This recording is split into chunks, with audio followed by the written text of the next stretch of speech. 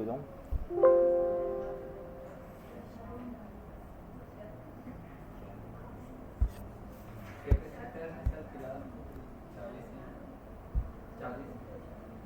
चालीस है बस।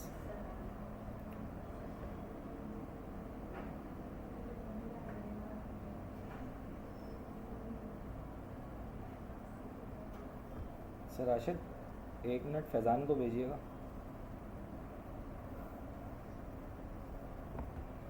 चलें जनाब, कैपेसिटर्स।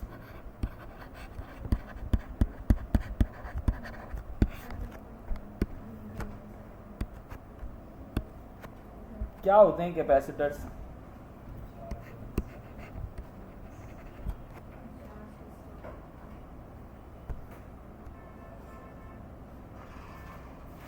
फैज़ान 1 मिनट आना यार, बस ये देख लो, ये स्टार्ट हो गई ना, ये टाइम चल रहा है, ठीक है ना।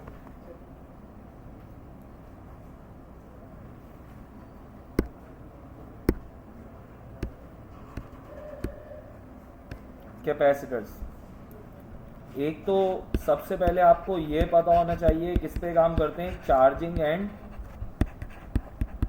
डिस्चार्जिंग। दूसरा, क्या करती है ये डिवाइस? चार्ज स्टोर करती है।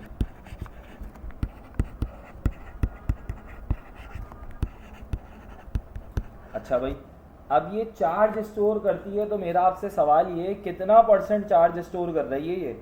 अगर कैपेसिटर्स फुल चार्ज हैं तो कितने परसेंट चार्ज स्टोर हो रहा होगा उसके अंदर?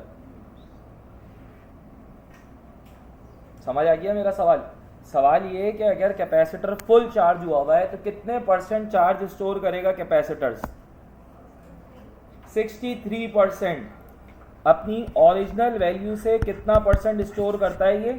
63%। होता ये, फर्ज करें अगर आपके पास ये कैपेसिटर है और ये 100% चार्ज है, 100% में 63% चार्ज ये अपने पास रखता है और बाकी 37% जो डिवाइस इसके साथ कनेक्ट है ये उसके लिए रख देता है।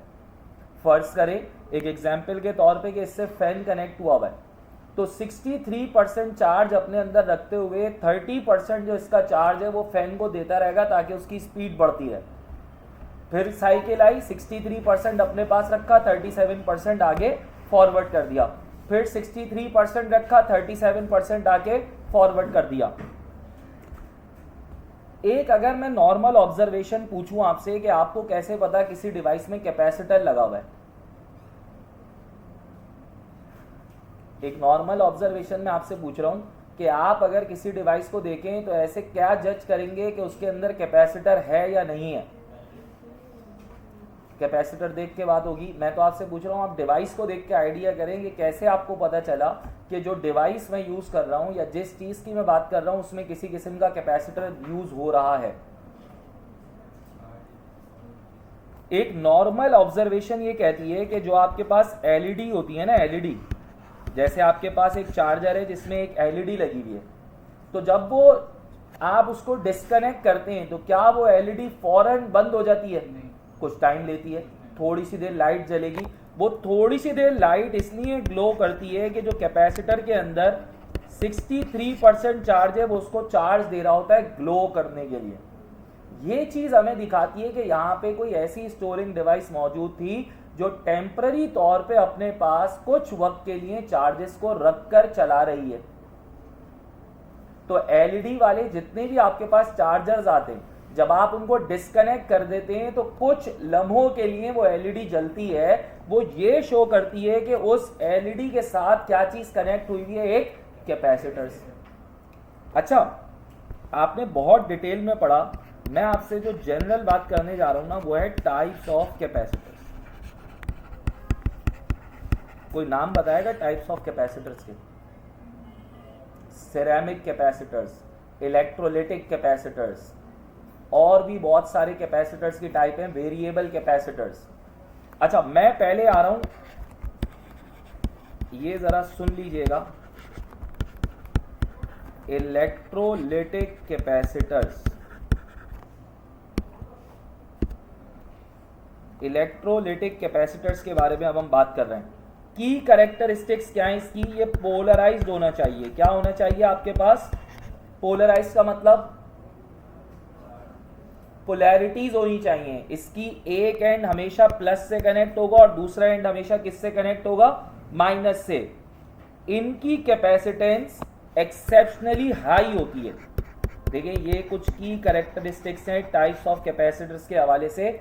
पोलराइज इलेक्ट्रोलिटिक कैपेसिटर्स की जो कैपेसिटेंस है वो एक्सेप्शनली क्या है आपके पास, हाई। जबकि इनका साइज कैसा होता है, स्मॉल साइज होता है, पोलराइज्ड होते हैं प्रॉपरली, और दूसरा इनकी जो कैपेसिटेंस है वो एक्सेप्शनली क्या होती है, हाई होती है। मैकेनिज्म, सिर्फ एक जल्दी से एक मैकेनिज्म के ऊपर आ जाते हैं क्योंकि बहुत सारी टाइप्स हैं, हमें जल्दी डिस्कस करना है। मैकेनिज्म क्या है, किसी किस्म का लिक्विड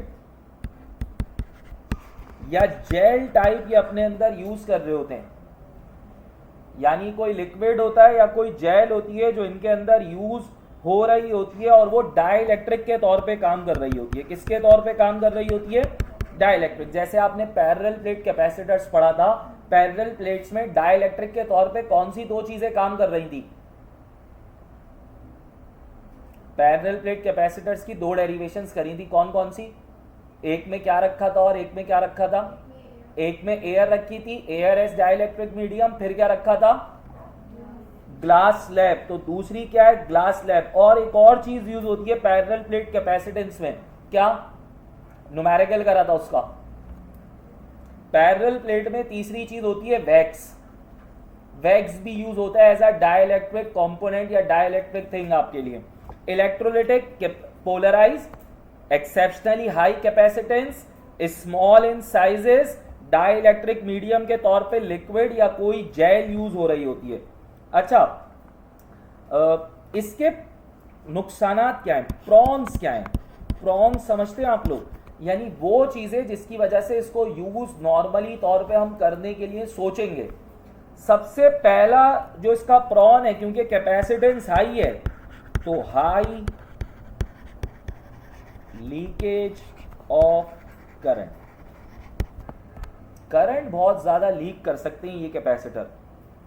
अच्छा, यूज कहां पर हो रहे होते हैं, मेनली इनका यूज क्या है, इनका यूज है डीसी, एसी से डीसी करने के लिए स्मूथ डीसी देते हैं ये आपके पास।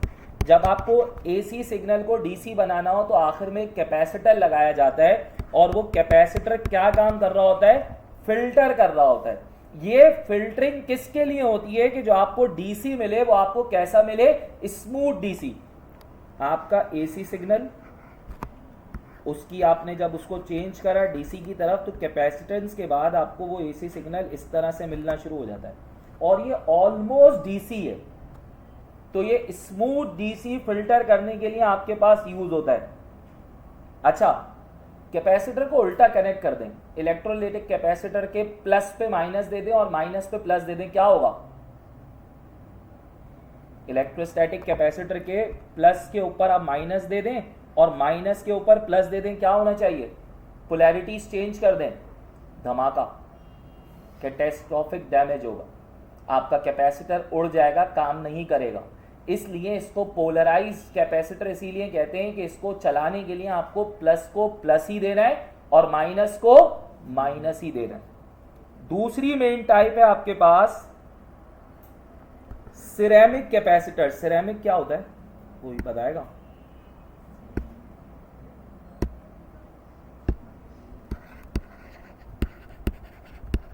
सिरेमिक के बर्तन भी होते हैं, क्या होता है सिरेमिक, हम घर के अंदर एक नॉर्मल टर्म यूज कर रहे होते हैं जो ग्लास और मार्बल जैसी होती है, चीनी के बर्तन जो ग्लास और मार्बल जैसी लगती है, थोड़ी सी मोटी होती है, उसे कहते हैं सिरेमिक्स। पुराने वक्त में, अब तो ये सेलेक्टर्स आ गए और अब तो आपके पास वो चेंज करने के लिए बटन वो आ गए, रिलेज, और आपके पास स्विचेस आ गए। पहले के दौर में ग्रिप होती थी, ग्रिप सिरेमिक होती थी, जब आप उसको कनेक्ट करते थे आपका इलेक्ट्रिकल इनपुट आता था, अदरवाइज अगर आप उसको निकाल दें तो आपका इनपुट चला आता था, वो सिरेमिक की बनाई जाती थी। तो ceramic capacitors non polarised. Non polarised का मतलब चाहे आप उसका प्लस या माइनस किसी भी पॉइंट पर दे सकते हैं, यानी आपने सोचा हुआ है कि ऊपर वाला प्लस है और अगर आप वहां माइनस भी दे दें तब भी कोई मसला नहीं है, तो ये नॉन पोलराइज्ड होते हैं। अच्छा, फिजिकली कॉम्पैक्ट होते हैं। इनके साथ मसला ये, इनकी कैपेसिटेंस कैसी होती है, लो कैपेसिटेंस होते हैं और कितनी, पीको फेराड से माइक्रो फेराड तक वेरी करते हैं, यानी इनकी सबसे ज्यादा कैपेसिटेंस भी निकल कर आएगी तो माइक्रो फेराड्स में निकल कर आएगी, तो बहुत लो कैपेसिटेंस है आपके पास। अच्छा, मैकेनिज्म क्या है, मैकेनिज्म के अंदर हम बात करते हैं कि डाइलेक्ट्रिक के तौर पे कौन यूज हो रहा है, तो सिरेमिक के अंदर डाइलेक्ट्रिक के तौर पे आपके पास यूज होती है सिरेमिक डिस्क, एक छोटा सा सिरेमिक का टुकड़ा, या इसके अलावा आपके पास यूज होता है वहां पे ब्लॉक, सिरेमिक का ही ब्लॉक यूज हो रहा होता है। अच्छा, अब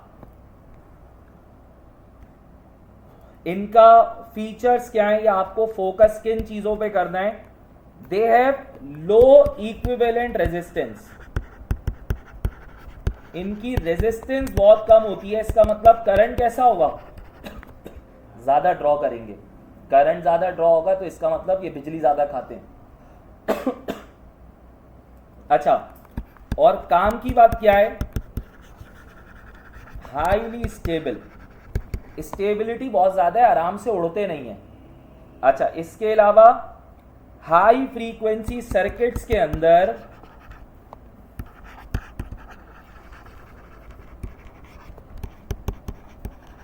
हाई फ्रीक्वेंसी सर्किट के अंदर अपने स्टेबल होने की वजह से हम क्या यूज करते हैं, सिरेमिक कैपेसिटर्स, फिल्म कैपेसिटर्स। किसी को पता है ये कैसे, थिन फिल्म कैपेसिटर्स होते हैं। अच्छा, फिल्म कहते हैं नॉर्मली तौर पे जब हम फिल्म का लफ्ज यूज करते हैं ना, हम कहते हैं नॉर्मल सा पतला सा कोई चीज, तो ये बहुत पतले से होते हैं। कितने पतले से, आपके नेल जितने, इतने पतले पतले से कैपेसिटर्स होते हैं ये। इनकी भी खास बात ये है कि ये नॉन पोलराइज्ड होते हैं, स्टेबिलिटी अच्छी है इनकी, हाईली स्टेबल होते हैं, और निग्लेजिबल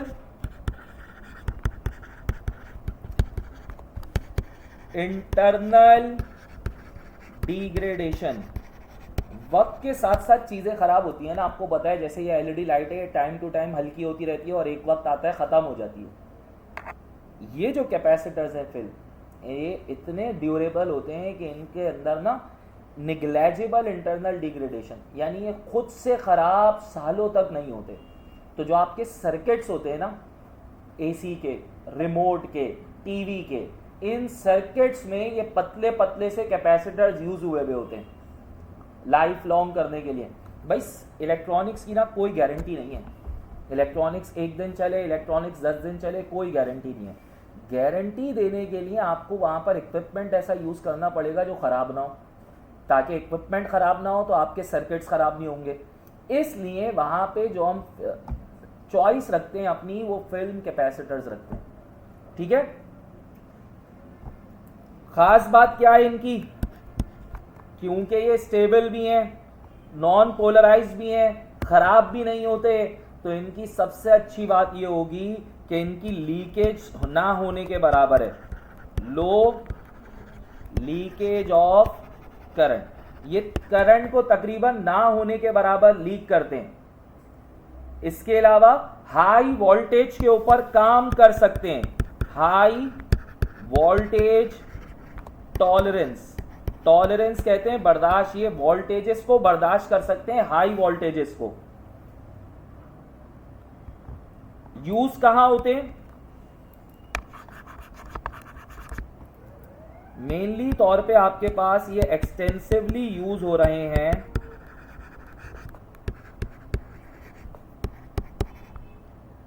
स्पीकर्स और माइक में, जहां पे अगर आप जोर से बोलेंगे तो आपका वोल्टेज इलेक्ट्रिकल सिग्नल हाई होगा, अगर कोई नॉर्मल कैपेसिटर लगेगा उसके उड़ने का खतरा है। तो ऐसी सूरत में हमें ऐसी चीज चाहिए जो अनप्रेडिक्टेबल चीज को बर्दाश्त कर सके। नॉर्मल बोल रहे हैं, नॉर्मल बोल रहे हैं, एकदम चीख पड़े स्पीकर माइक के ऊपर, तो ऐसा ना हो ना, वो कैपेसिटर उड़ जाए जब उसको एक्स्ट्रा स्ट्रॉन्ग इलेक्ट्रिकल सिग्नल मिलेगा। उस सूरत में हमें उस कैपेसिटर को ऐसा रखना है जो हर चीज को बर्दाश्त कर सके। उन जगहों के ऊपर आपके पास कौन से कैपेसिटर यूज हो रहे हैं? फिल्म कैपेसिटर्स, यानी ऐसी जगहों पे जहां क्या चीज आ सके? पावर सर्ज, एकदम पावर हाई हो सके। ऐसी जगहों पे हम बर्दाश्त करवाने के लिए कौन से कैपेसिटर यूज करते हैं? Film capacitors. अगला है मेरा बेटा वेरिएबल कैपेसिटर्स। क्या फायदा होगा वेरिएबल कैपेसिटर लगाने का? वेरिएबल कैपेसिटर लगाने का फायदा क्या है? कहीं हमें कम कैपेसिटेंस चाहिए, कहीं हमें ज्यादा कैपेसिटेंस चाहिए, तो अलग अलग लगाने से अच्छा हम क्या लगा लें? वेरिएबल। इसकी कैपेसिटेंस मैकेनिकली या इलेक्ट्रॉनिकली वेरी कर सकते हैं हम। पंखे का वो देखा है रेगुलेटर, वेरिएबल कैपेसिटर इस तरह का होता है। आपकी मर्जी है, आप कैपेसिटेंस बढ़ाओ पंखा तेज चलेगा, कैपेसिटेंस कम कर दो पंखा हल्का चलेगा। दोनों सूरतों में काम कर रहा है ना। पहले अगर ये वेरिएबल कैपेसिटर नहीं होता तो अगर आपको पंखा तेज चलाना है तो आपको बड़े वाले कैपेसिटर से कनेक्ट करना पड़ता, पंखा स्लो चलाना है छोटे कैपेसिटर से, मीडियम चलाना है बीच वाले कैपेसिटर से, तो आपको हर तरह का अलग अलग कैपेसिटर चाहिए होता। अच्छा, ये तो हो गया मैकेनिकली कि आप रेगुलेटर ज्यादा या कम कर सको। इलेक्ट्रॉनिकली की क्या एग्जांपल है? डीसी पंखे आ रहे हैं रिमोट वाले, स्पीड एडजस्ट कर सकते हैं, दैट इज इलेक्ट्रॉनिकली। अच्छा, फिर ये तो इसकी बात हो गई कि इसको यूज क्या कर दें। मैकेनिकल या मैकेनिज्म यानी डाइलेक्ट्रिक मीडियम क्या रखेंगे? इसके अंदर होती है इंटरलॉक्ड मेटल प्लेट्स, यानी इनके दरमियान मेटल प्लेट्स ही होती हैं पैरेलल प्लेट कैपेसिटर्स की तरह। एक साइड वाली फिक्स होती है, वन प्लेट इज फिक्स्ड, और दूसरी साइड वाली अदर प्लेट इज रोटेटरी। एक साइड को फिक्स है, दूसरी साइड को घुमाते हो ना, रोटेट करते हुए आगे ले जाओ कैपेसिटेंस ज्यादा, डिस्टेंस कम हो गया, रोटेट करते हुए पीछे ले आओ, डिस्टेंस ज्यादा हुआ, कैपेसिटेंस क्या हो गई? कम हो गई। इस तरह से आपके पास ये काम कर रहे होते हैं। अगर मुझे किसी सर्किट की फ्रीक्वेंसी मालूम करनी है तो उसका फॉर्मूला क्या होता है? जहां कैपेसिटर और इंडक्टर लगे हुए हो, जिसे हम कहते हैं रेजोनेंट फ्रीक्वेंसी, फॉर्मूला क्या होता है? F is equals to 1/2 pi under root LC। पढ़ाइए formula. This is resonant frequency, वो फ्रीक्वेंसी जिसको आप अपनी मर्जी से ट्यून कर सकते हो। कैपेसिटर्स वॉल्यूम का बटन भी है, वो जो आप वॉल्यूम कम ज्यादा कर रहे हो ना, उसमें भी कैपेसिटर्स ही काम कर रहे हैं। तो कैपेसिटर्स की ऑडियो में अभी मैंने आपसे बात करी थी, वहां भी कैपेसिटर्स काम कर रहे हैं और वो वेरिएबल कैपेसिटर्स भी यूज होते हैं। अच्छा, लास्ट जो हमारे पास टाइप है वो होती है पेपर और मीका। पेपर कैपेसिटर्स बहुत पतले पतले से, बहुत पुरानी टेक्नोलॉजी है जिसमें वैक्स यूज होता था, ठीक है, ऑब्सोलीट हो चुकी है, खत्म हो चुकी है, लेकिन पता होना चाहिए ये मीका के क्रिस्टल्स होते हैं। इसके अंदर क्या होते हैं? मीका के क्रिस्टल्स। मीका एक सॉलिड है, उस सॉलिड की क्रिस्टलाइन फॉर्म यूज हो रही होती है कैपेसिटेंस के लिए, और यही यहाँ पे डाइलेक्ट्रिक मीडियम के तौर पे यूज हो रहा होता है, जहां पे आपको बहुत प्रिसाइज रखनी है ना कि भाई वोल्टेज 240 से आगे पीछे नहीं होना चाहिए ज्यादा। ऐसी जगहों के ऊपर जहां आप ऑल्ट्रेशन बर्दाश्त ही नहीं कर सकते, ऐसी जगहों के ऊपर जो कैपेसिटर यूज होते थे वो पेपर एंड मीका कैपेसिटर्स थे। क्लियर हो गया? बाकी कुछ चीजें, ज्यादा कैपेसिटेंस चाहिए, electrolytic capacitor. High frequency circuit के अंदर या जहां पे आपको नॉइस कम चाहिए, यानी हाई फ्रीक्वेंसी जहां आपको ऑडियो सही पहुंचानी है with low noise, with low disturbance, तो आप कौन से सिरेमिक कैपेसिटर यूज करते हैं।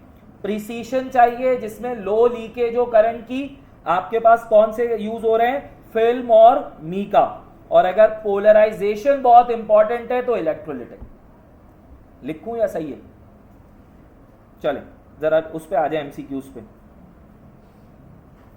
प्राइमरी फंक्शन क्या है कैपेसिटर का, टू स्टोर इलेक्ट्रिकल चार्ज, और इलेक्ट्रिकल चार्ज किस सूरत में स्टोर हो रहे होते हैं उसके अंदर, in the form of capacitor is a device used to store charges, मान लिया in the form of electrical energy. जी पहला भाई, primary function of a capacitor, hopefully सबको दिख रहा है पीछे। What is the primary function of a capacitor, to store electrical energy. Which of the following component is a capacitor primary made of. Capacitor किससे बना हुआ होता है, रेजिस्टर से नहीं, इंडक्टर से नहीं, सेमीकंडक्टर से नहीं। दो प्लेट्स होती हैं जो किसी इंसुलेटर या डाइलेक्ट्रिक मीडियम के साथ डिवाइड हुई होती हैं, गैप में होती हैं। Capacitance is the measure of capacitor's ability to store, the ability of a capacitor to store charge is called capacitance. What is the unit of capacitance, farad. अगर capacitor series में connect है तो उनकी capacitance क्या होगी, series capacitance का formula क्या है, 1/c is equals to 1/c1 plus 1/c2 plus 1/c3। क्या होनी चाहिए, 1 है, डिवाइड में डिक्रीज होती है, सीरीज में डिक्रीज होती है, पैरेलल में क्या होगी, इंक्रीज होगी। अगर कैपेसिटर्स पैरेलल में कनेक्ट हो गए तो उनकी capacitance increase. A capacitors store energy in the form of potential energy. देखो इलेक्ट्रिकल में जितनी भी है ना वो पोटेंशियल एनर्जी की टाइप से, पोटेंशियल एनर्जी की एक टाइप है इलेक्ट्रिकल पोटेंशियल एनर्जी। तो जहां भी इलेक्ट्रिकल एनर्जी का रिलेशन आएगा वहां पोटेंशियल एनर्जी से ही निकलेगा, काइनेटिक से नहीं निकलता। Capacitors are commonly used in power supplies, बिल्कुल यूज हो रहे हैं। टाइमिंग सर्किट्स बिल्कुल यूज हो रहे हैं। फिल्टर्स मैंने अभी बताया एसी को डीसी बनाने में, तो क्या ऑप्शन हो गया, in defibrillator capacitors are used to. सबसे पहले तो भाई ये बता दो ये है क्या चीज,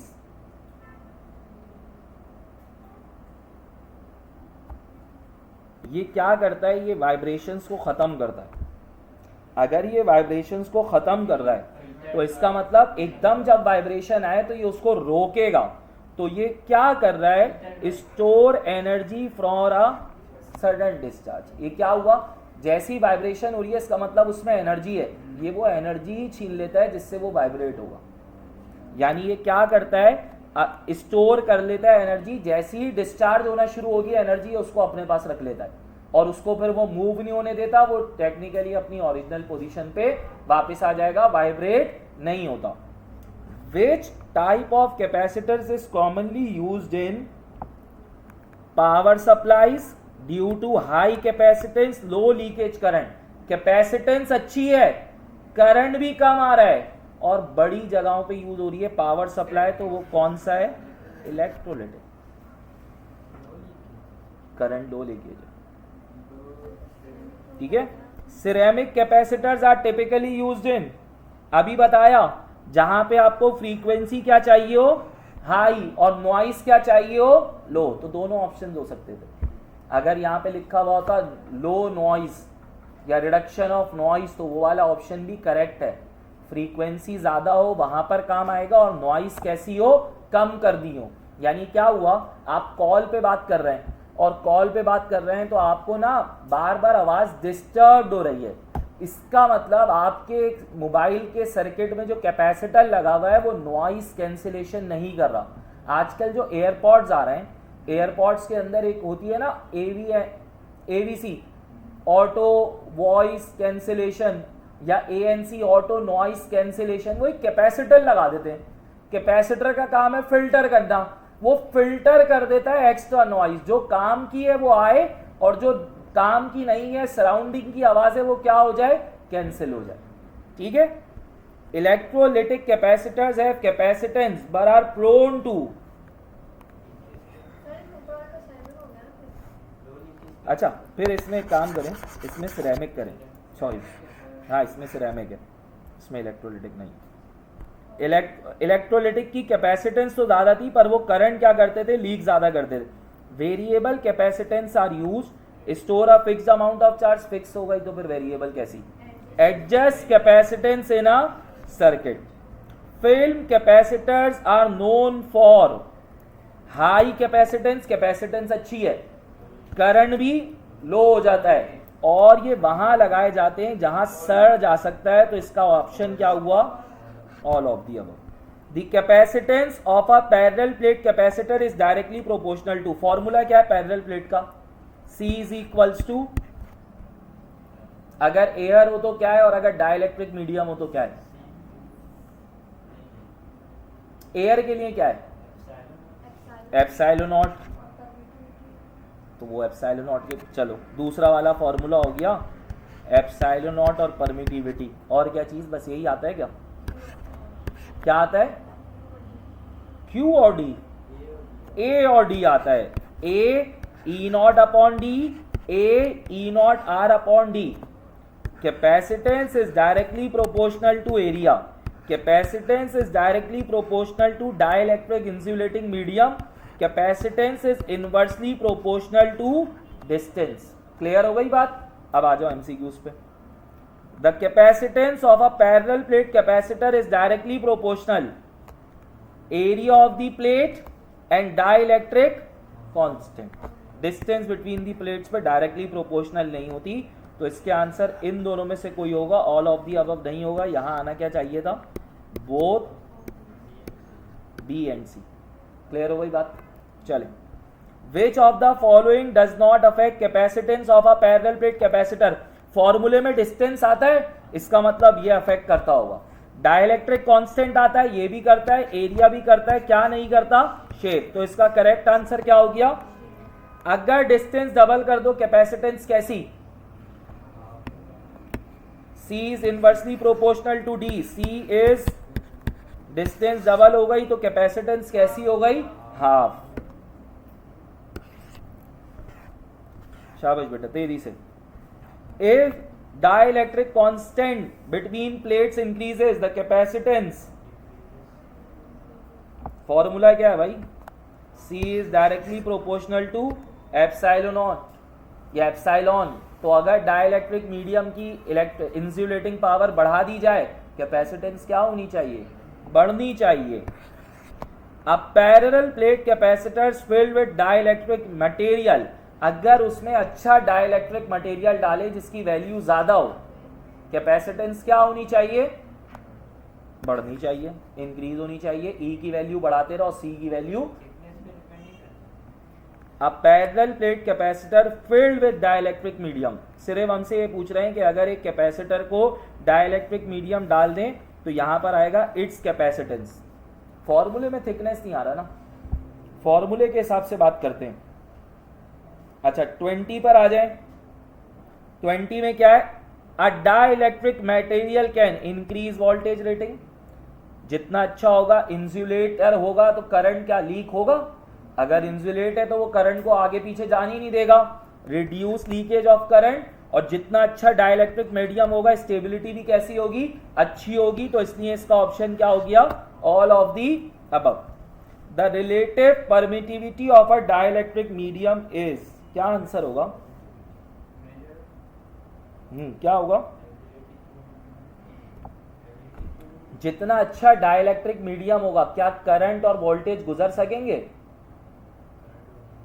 नहीं गुजरेंगे। इसका मतलब इलेक्ट्रिक फील्ड का, भाई आपके पास एक एग्जाम्पल के तौर पे हम बात कर लेते हैं, एक ये रहा चार्ज, एक ये रहा, एक के अंदर प्लस है और एक के अंदर माइनस, ये दोनों एक दूसरे को क्या करेंगे, अट्रैक्ट करेंगे, अट्रैक्ट करेंगे तो इस पूरी जगह क्या पैदा हो जानी चाहिए, इलेक्ट्रिक फील्ड।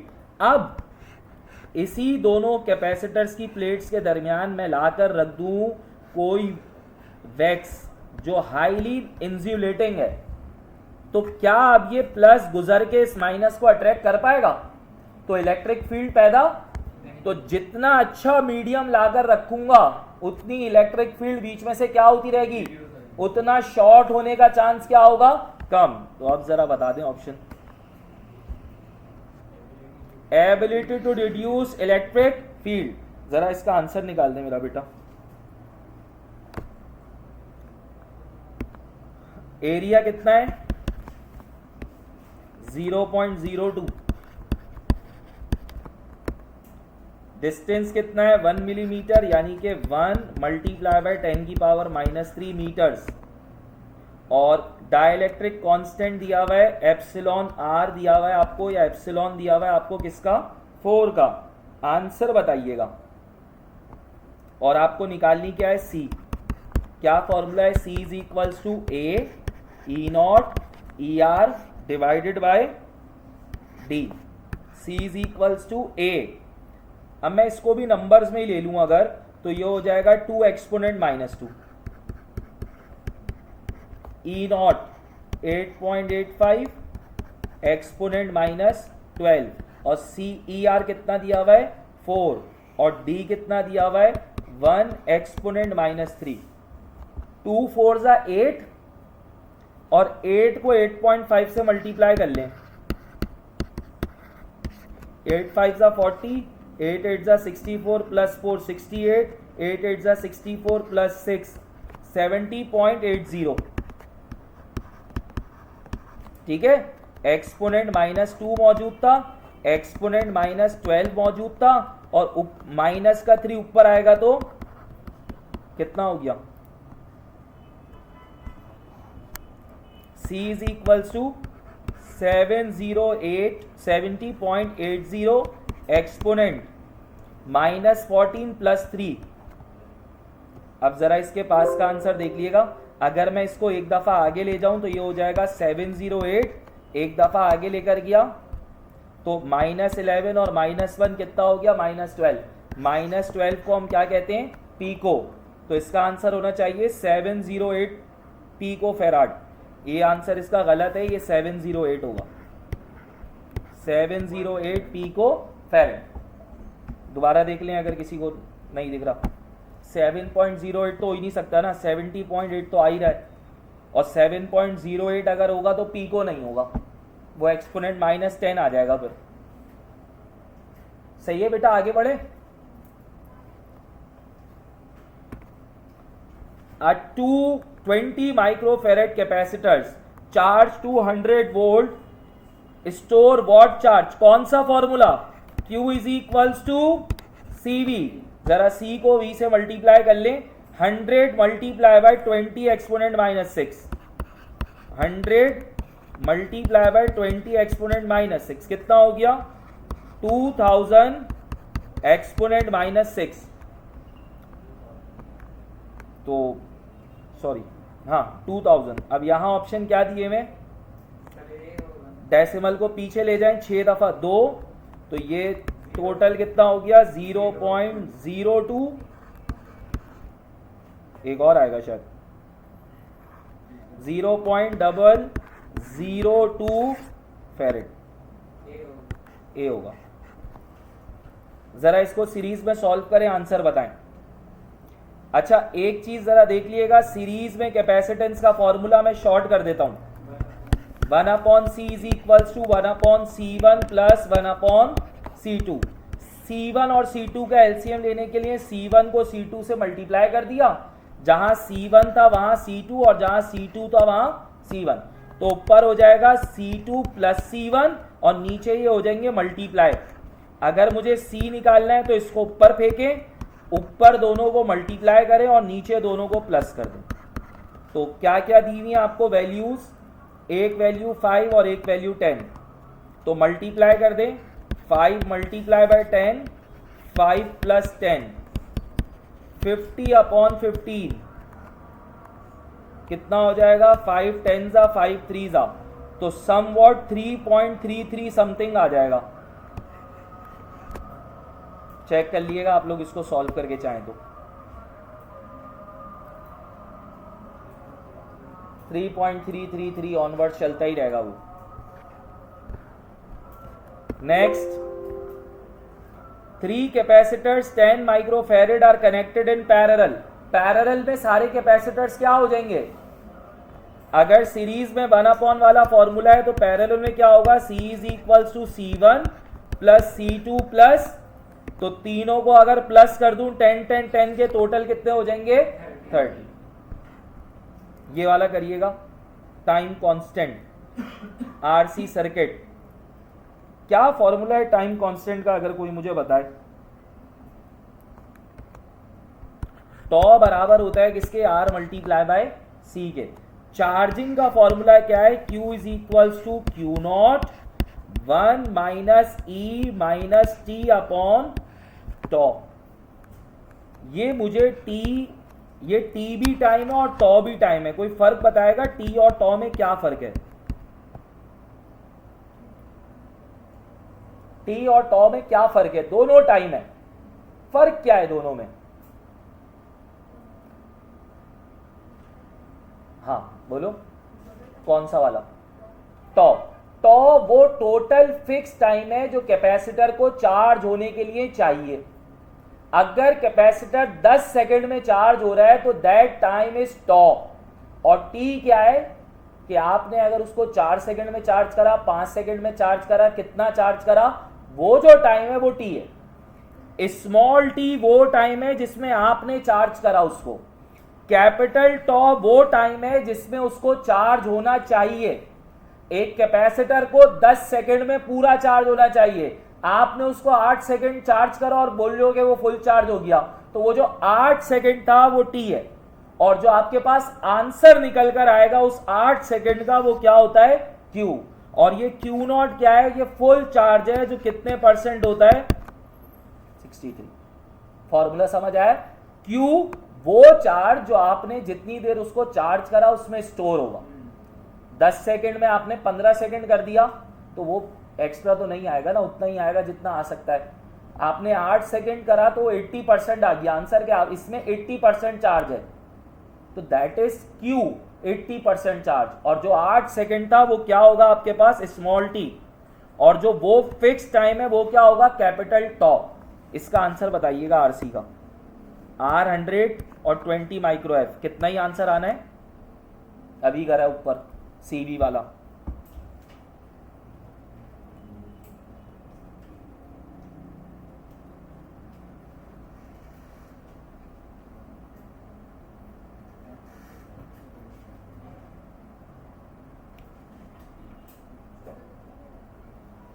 आगे बढ़े। क्या चीज? इस सवाल की बात कर रहे हैं? इस सवाल में हमें टाइम निकालना ही नहीं है, हमें तो टॉ मालूम करना है, टाइम कांस्टेंट। और टाइम कांस्टेंट का फॉर्मूला है R मल्टीप्लाई बाय सी। तो वो टाइम कितना आ गया? 0. ये कैपेसिटर का वो टाइम है जो फिक्स होगा। अगर कैपेसिटर की ये दो वैल्यूज हैं तो 0.002 सेकेंड में कैपेसिटर को फुल चार्ज होना चाहिए। अब आप उसको 4 सेकंड चार्ज करो, 1 सेकंड चार्ज करो, कोई और भी टाइम होगा, वो वाला टाइम हमारे पास स्मॉल टी होगा। an RC circuit consist of resistors and capacitors connected in, किसमें कनेक्ट हुए हुए थे? अगर आपको याद हो जब सर्किट आपको पढ़ाया गया था तो ये कैपेसिटर था और ये रेजिस्टर था। ये कौन सा कनेक्शन हो गया? अच्छा, अगर किसी को ऐसे भी पढ़ाया गया था तो ये तब भी आपके पास सीरीज ही है। अगर ये दोनों की एक एक लेग कॉमन हुई हुई है तो ये सीरीज है। ठीक है, next. The time constant of RC, RC का फॉर्मूला टॉ बराबर होता है आर प्रोपोर्शनल आर के भी और किसके? सी के। आर बढ़ाओगे टॉ बढ़ेगा, सी बढ़ाओगे टॉ क्या होगा? बढ़ेगा। सवाल देखिए, द टाइम कांस्टेंट यानी टॉ आरसी सर्किट के लिए क्या सिर्फ रेजिस्टेंस पे डिपेंड कर रहा है? नहीं। कैपेसिटेंस पे? नहीं। इनवर्सली प्रोपोर्शनल तो है ही नहीं, तो वो किस पे डिपेंड करता है? वो in an RC circuit capacitor charge to 63.2% after, जैसी ही एक वेव गई कैपेसिटर में चार्ज होने के लिए, ये जो टाइम आया था मैंने अभी आपको बताया, ये क्या चीज है? कैपेसिटर को फुल चार्ज होने का टाइम, एक वेव का। तो अब आप इस पढ़ लो कि जैसे ही कैपेसिटर फुल चार्ज हुआ तो इसका मतलब कितनी वेव जा चुकी है उसमें, एक टाइम कांस्टेंट उसका क्या हो चुका है, पूरा। Steady state response of an RC circuit to a DC voltage, steady state DC voltage को वो किस तरह रिस्पॉन्ड करता है, वो उसको रिस्पॉन्ड करता है as a constant voltage. Obvious है ना, डीसी सर्किट का वोल्टेज में फ्रीक्वेंसी तो है नहीं, तो वो साइनोसॉइडल नहीं समझेगा ना करंट समझेगा, करंट की बात ही नहीं होती। असल कहानी किसकी होती है, वोल्टेज। साइनोसॉइडल इसलिए नहीं होती, ये तो एसी सर्किट के लिए होता है साइनोसॉइडल। तो डीसी तो होता ही कांस्टेंट है, 5 5 5 5 5 इसी तरह से चलता हुआ आ रहा होगा। RC circuit can be used as, RC circuit मैंने अभी आपको बताया कैपेसिटर फिल्ट्रेशन के काम आता है और रेजिस्टेंस सिर्फ कंट्रोल करने के लिए होती है करंट की अमाउंट। तो जब आरसी सर्किट बनता है तो फिल्टर ये वाला भी बन सकता है और ये वाला भी बन सकता है, डिपेंडिंग अपॉन बोथ वैल्यूज। और क्या बन सकता है, बैंड पास फिल्टर, तो all of the above. Low pass filter, low pass filter का मतलब सिर्फ ये लो क्वालिटी सिग्नल को आगे जाने देगा, यानी आपका साउंड रोक के नॉइज को आगे जाने देगा। हाई पास फिल्टर आपका नॉइज रोक के साउंड को आगे जाने देगा जिसकी फ्रीक्वेंसी ज्यादा है। बैंड पास आपने डिसाइड कर लिया कि 10 से 20 हर्ट्ज की जो फ्रीक्वेंसी है वो जाने दो, बाकी सब रोक दो। अब 10 से 20 में लो भी हो रही है और हाई भी हो रही है, तो ऐसी सूरत में आपने बैंड डिसाइड कर लिया, that is band pass filter. तो ये आरसी सर्किट इन तीनों को बनाने के लिए काम आता है। क्लियर हो गया। In a low pass RC filter the capacitor is blocks high frequency signal, और हाई पास में क्या ब्लॉक करेगा, लो फ्रीक्वेंसी। ब्लॉक हाई करेगा तो इसका आंसर डीटी तो हो सकता है, पासेस लो फ्रीक्वेंसी या हाई फ्रीक्वेंसी दिया हुआ, ब्लॉक्स लो फ्रीक्वेंसी, पासेस नहीं। ब्लॉक्स हाई फ्रीक्वेंसी का मतलब ये हो गया कि ये एक स्पेसिफिक अमाउंट के बाद उसको ब्लॉक कर देगा। ये जरूरी थोड़ी है कि वो हर लो को पास होने देगा। आपने उसमें सर्टेन अमाउंट रखी हुई है कि 20 से ज्यादा 1000, 100 से कम, 100 के ऊपर उसके लिए सारी हाई है और 20 से कम उसके लिए लो है, लेकिन आपने तो उसको मना कर दिया, 20 से कम भी नहीं जाएगी। तो इसका मतलब लो पास आपके ऊपर डिपेंड है कि आपने सेट क्या करा हुआ है। आपने क्या करा, एक वाटर पार्क बनाया, आपने कहा कि भाई 18 साल से ऊपर का यहाँ कोई अलाउड नहीं है, किड्स पार्क है। तो क्या ऐसी स्लाइड जो 18 साल 17 साल का लड़का ले रहा है, क्या वो 1 महीने का लड़का बच्चा ले सकता है? तो इसका मतलब आपके लिए हर चीज लो पास अलाउड नहीं करी ना आपने। 18 साल से कम तो 1 महीना भी था, वो भी अलाउड होता। आपने बैंड सेट करा कि कम से कम 3 से उसके लिए नीचे लो है, और ज्यादा से ज्यादा 17 या 18, 17 से 18 उसके लिए वो फ्रीक्वेंसीज आ गई जो उसके लिए लो कंसिडर्ड है, 18 से ऊपर हाई, और पीछे जो आप लो की बात कर रहे हो वो सारी लो पास करता हुआ थोड़ी आया वो। तो इस तरह से बैंडविड्थ सेट होती है। The cut off frequency of an RC filter, cut off frequency, भाई कट ऑफ फ्रीक्वेंसी का फॉर्मूला है, कट ऑफ फ्रीक्वेंसी यानी कि F C is equals to 1/2 pi R C. वो रेजोनेंट फ्रीक्वेंसी थी √LC। ये कट ऑफ फ्रीक्वेंसी है कि मिनिमम कितनी फ्रीक्वेंसी छोड़नी है। अब जरा सवाल पे आ जाओ। The cut off frequency proportional to resistance, proportional to capacitance, inversely proportional to RC, proportional to RC. Formula क्या है, F C is equals to 1/2 pi R C. क्या होगा, किसके, आर के भी और सी के भी। जब कैपेसिटर पूरा चार्ज होगा तो उसमें कौन सी एनर्जी स्टोर हो रही है, electrical potential energy. The time constant of an RC circuit is, ये अभी ऊपर पड़ा है, प्रोपोर्शनल टू बोथ। अच्छा भाई ये वाला सवाल जल्दी से सॉल्व करें। 37 करिएगा, 0.001। यार ये सवाल करने के लिए ना आपको कैलकुलेटर चाहिए। अब क्यों कैलकुलेटर चाहिए, क्योंकि इसमें e की पावर सॉल्व होगी। क्यों, फॉर्मूला है q is equals to Q0 1 minus e की power minus t upon tau. तो क्योंकि आपको कैलकुलेट ई की पावर निकालने का कोई डायरेक्ट मेथड नहीं है एक्सेप्ट कैलकुलेटर, या कोई आपको ग्राफिकल बुक दे दी जाए जैसे लोगैरिथम्स निकाले थे ना आपने, ई की पावर निकालने का कोई और तरीका है नहीं। तो ये वो सवाल है जिनको कैलकुलेटर अलाउ है, सिर्फ उनके पास आएंगे ये, बस इसीलिए मैं आपको बता रहा हूँ। चाहे तो कर लें कैलकुलेटर, आप सबको अलाउड है। देखो क्या कह रहे हैं, आर दिया हुआ है 120 माइक्रोफेरेड, आपको वो टाइम निकालना है जिसमें कैपेसिटर फुल चार्ज होगा। तो आपको क्या निकालना है, आपको टी मालूम करना है, और टॉ कैसे निकल आएगा आपका, आर मल्टीप्लाई बाय सी से।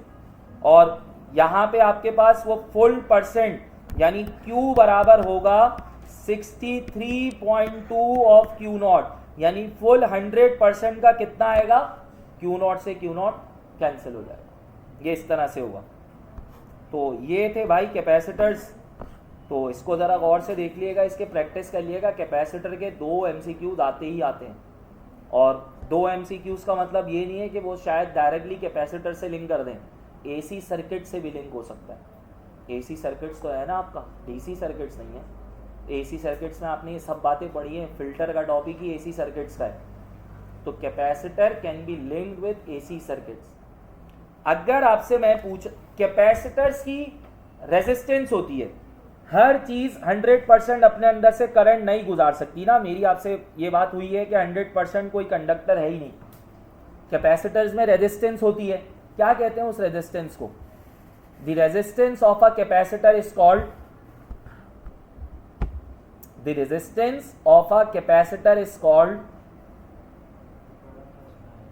बिल्कुल पढ़ा था AC सर्किट्स में, सेम होती है। इंडक्टर और रेजिस्टेंस की एक चीज सेम होती है। चलो आइडिया दे दिया।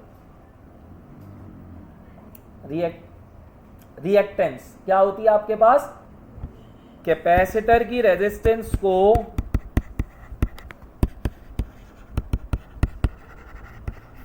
हम कहते हैं कैपेसिटिव रिएक्टेंस, क्या कहते हैं, और इंडक्टर की रिएक्टेंस को, रेजिस्टेंस को क्या कहेंगे, इंडक्टिव रिएक्टेंस। अब आपके पास एक RC सर्किट लगा हुआ है, तो रेजिस्टेंस R की भी होगी और कैपेसिटर की भी होगी। जब इन दोनों को कंबाइन कर दिया जाए तो दैट, ये क्या बन जाती है, इंपीडेंस। AC सर्किट की रेजिस्टेंस, AC सर्किट में रेजिस्टर भी होगा, कैपेसिटर भी होगा, इंडक्टर भी होगा। जब इन सब की रेजिस्टेंस को सम अप करा जाएगा तो इट मेक्स इंपीडेंस। क्लियर हो गई। कैपेसिटिव रिएक्टेंस का फॉर्मूला,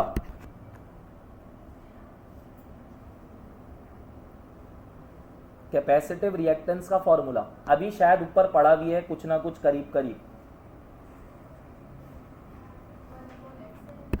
1/XC तो यही है, 2πFC, जिसने बोला सही बोला, गुड। और इंडक्टिव रिएक्टेंस का, जब FC पता है तो वो भी पता होगा,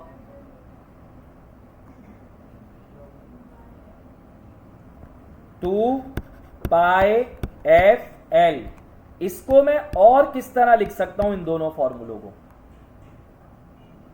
इसी फॉर्मूले का एक और चीज बनती है, 2πF किसका फॉर्मूला है, ओमेगा, गुड। तो ये होता है 1/ωc और ये होता है ओमेगा इंटू एल।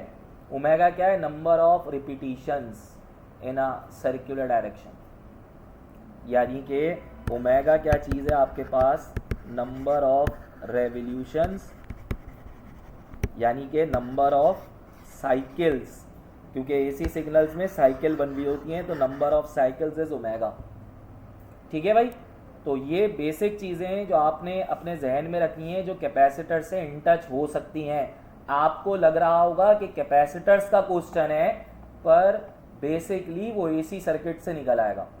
आपको कैपेसिटर का पूरा डाटा देके आपसे कहेंगे ज़रा उसकी इंडक्टिव रिएक्टेंस निकाल दो, आप बोलेंगे जब हम कर रहे थे तो हमने तो RC सर्किट्स के बारे में बात करी थी, तो ये उससे लिंक्ड है। तो ये छोटी छोटी चीज़ें हैं जो आपने याद रखनी है। Specially type of capacitors, types of capacitors का मसला ये है कि